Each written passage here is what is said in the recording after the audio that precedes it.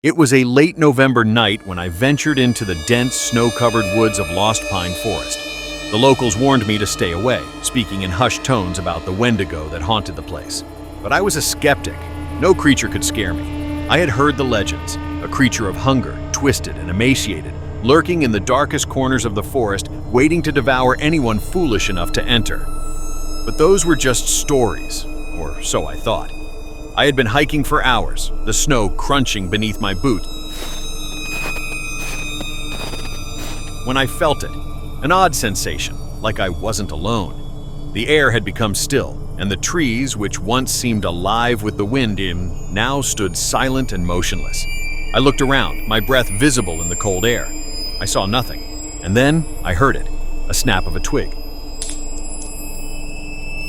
Then another. Something was moving in the trees, stalking me. My heart raced as I grabbed the flashlight from my backpack and swung it around the forest, but nothing was there. I started to walk faster, my steps quickening.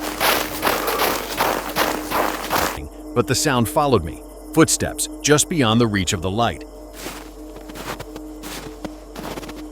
I broke into a run, my lungs burning. But the footsteps grew louder, closer.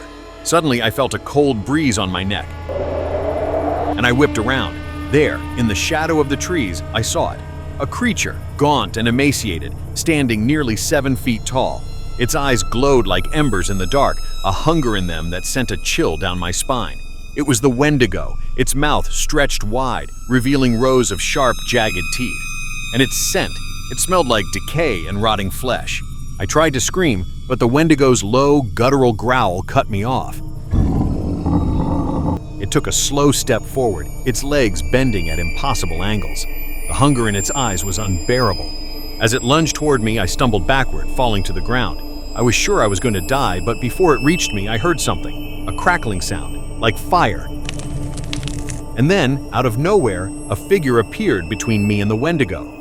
A man, draped in tattered furs and holding a jagged spear, stood tall.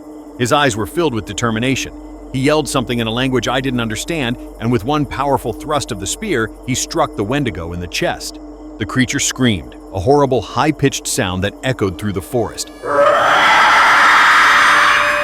It recoiled, but it didn't retreat. Instead, it hissed and vanished into the trees. The man turned to me, his face weathered and grim. "You're lucky," he said. "The wendigo has been hunting this forest for centuries. If you're wise, you'll leave this place and never return." I didn't need to be told twice. I grabbed my things and ran. The image of the wendigo burned into my mind, knowing that it was still out there, waiting for another soul to stumble into its grasp. And as always, if you like the video, don't forget to like and subscribe. Cheers.